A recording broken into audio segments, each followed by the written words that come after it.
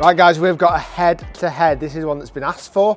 It's the Titleist 915 D2 driver against the Ping G30 driver. So I'm going to do a longish drive on the golf course, on the simulator software. I'm on the same hole as I did the head-to-head with the D3 and the SLDR. So you might even be able to compare these two against the two that I've tested already. When I've previously tested these two, I must admit they're not as long as the D3 and the SLDR, but on the day they might get a rocket out there. So with the GC2, I'll be able to show you how it's being hit, and it has to hit the fairway to count. It has to hit the fairway. I'm hitting real golf balls and making this test as fair as I possibly can. Now I've been fitted by both of these two golf clubs by the manufacturer.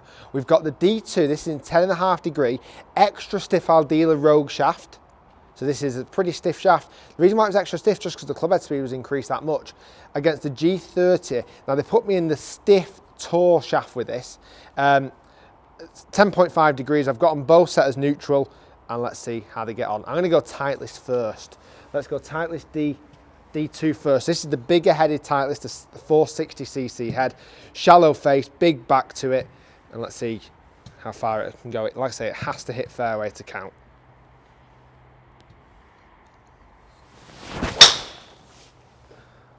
Well, it's a great start. It's a phenomenal start. I've hit that really nicely. Is it going to stay on the fairway? It is, but it's short. It's not massive. And that felt good. 272. Let's have a look at some numbers on that. Whether the spin rate is a bit high, yeah. So the ball speed was good. Spin rate was a little bit too high there, I must admit. And the smash factor was down. Yeah, I still felt like I hit the middle on that one then, I must admit. Might just be an opener. Might just be luring the G30 into a false sense of security, that first one. So let's go. Ping G30 with turbulators on top, helping with clubhead speed.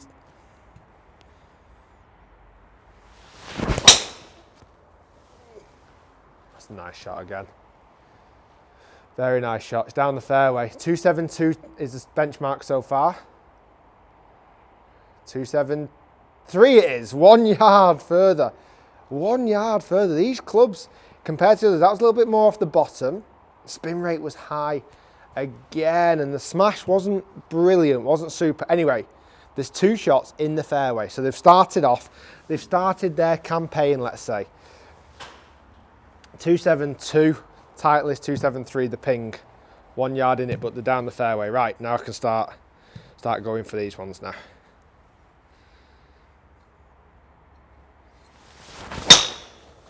Oh, that's going to miss fairway. That's going to miss fairway. So that was a little bit off the toe.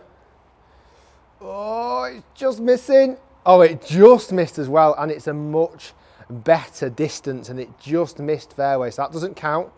The spin rate was significantly better.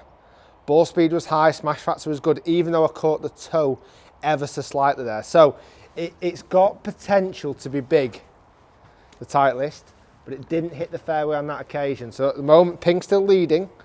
It's had the longest shot down the fairway. Right, G30. Let's give this another smash.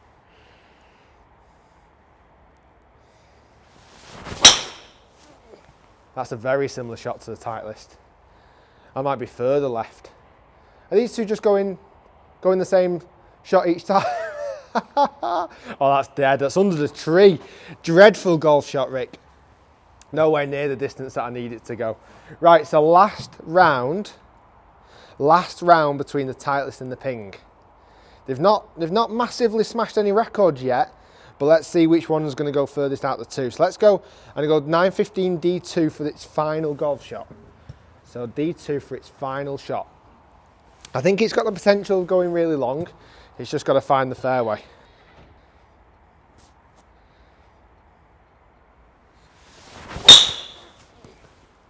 If it's found the fairway, that's big.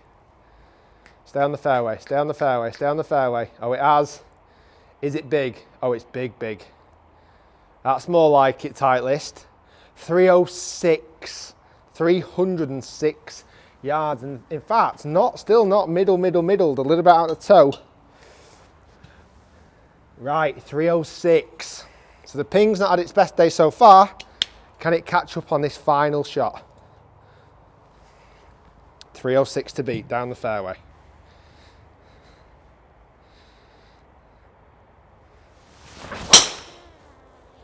If it comes back on the fairway, that could be good.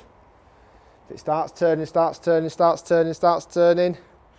Carry the bunker. Oh, it didn't carry the bunker. Oh no. Dun, dun, dun.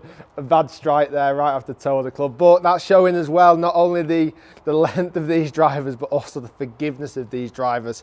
Oh, well, Titleist, fair competition. You've won. You've hit that ball the longest. 306 was the total distance of the longest down the fairway. I have seen the ping perform better in tests, I have. Whether it's ever going to get the 300 mark, I'm not quite sure, like some of the Titleist or the SLDRs when hit well. But I know off centre, I mean, that wasn't brilliant, but it's not massively off the fairway. So guys, that was just a little bit of an eye-opener to which one of these two golf clubs is travelling longest when hit okay. I didn't hit them the best ever in the world, but that's golf. That's how golf clubs need to be able to perform, not just out the middle, but also from the toe sides as well, and the heel sides. So guys, Titleist, it's taken the victory. If you've not seen the review of the Titleist, go and check out the window. And if you've not seen the competition between the D3 and the SLDR, check out the window up here, guys. Do subscribe, like the video, let us know what you think about the simulator software and this new idea of longest drive it's got to hit the fairway. And I'll see you all soon. Titleist D2, 305, 306, sorry, big hit.